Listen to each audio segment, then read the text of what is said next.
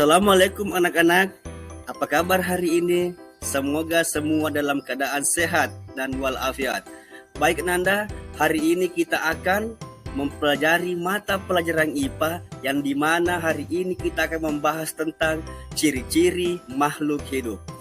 Adapun tujuan pembelajaran kita hari ini adalah siswa dapat menentukan ciri-ciri makhluk hidup. Nah, yang kedua, siswa dapat membedakan antara ciri-ciri tumbuhan dan hewan. Kemudian Nanda, untuk lebih memahami apa itu ciri-ciri makhluk hidup, marilah kita lihat gambar berikut. Di sini ada gambar manusia dan gambar robot. Persamaannya adalah robot dan manusia Ananda dapat bergerak secara bersama-samaan.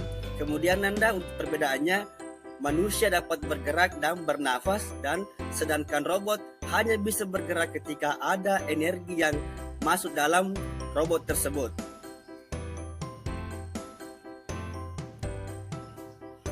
Jadi Nanda, untuk lebih memahami apa itu makhluk hidup Nanda, marilah kita membahas satu persatu tentang materi ciri-ciri makhluk hidup. Ciri-ciri makhluk hidup antara lain, pertama, bernapas.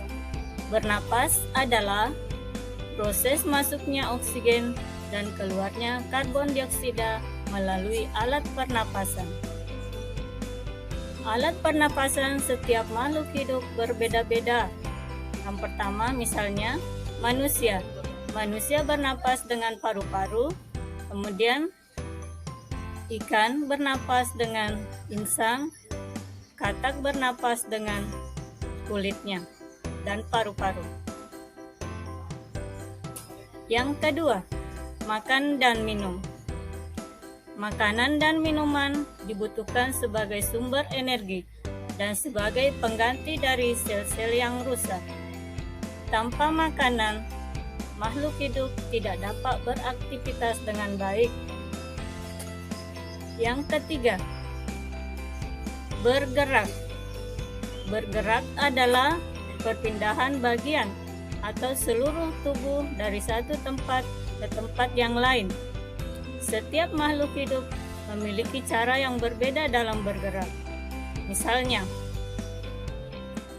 manusia bergerak dengan kaki, kuda bergerak dengan kaki, ikan bergerak dengan sirip, kemudian tumbuhan juga bergerak dengan pertumbuhannya menuju ke matahari dan mencari air.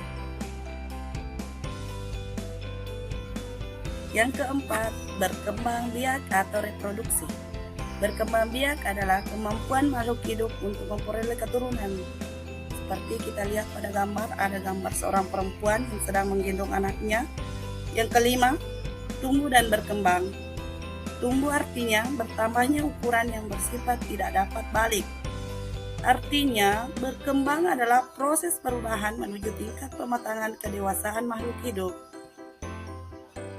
Selanjutnya, yang keenam, peka terhadap rangsang atau iritabilitas.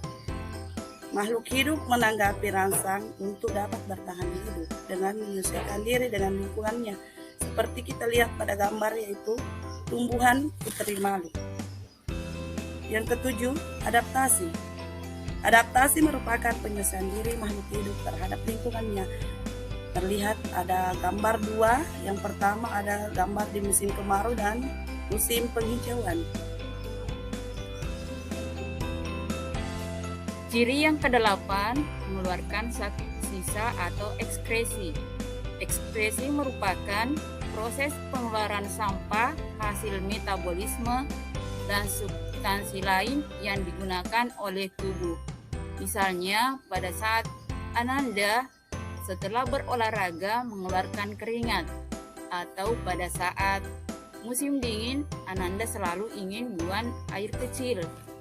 Nah, itu adalah merupakan proses ekskresi atau pengeluaran zat-zat yang tidak digunakan dalam tubuh. Nah, dari penjelasan tadi tentang ciri-ciri makhluk hidup, kita dapat menemukan perbedaan ciri-ciri tumbuhan dan hewan. Yang pertama, cara pergerakannya.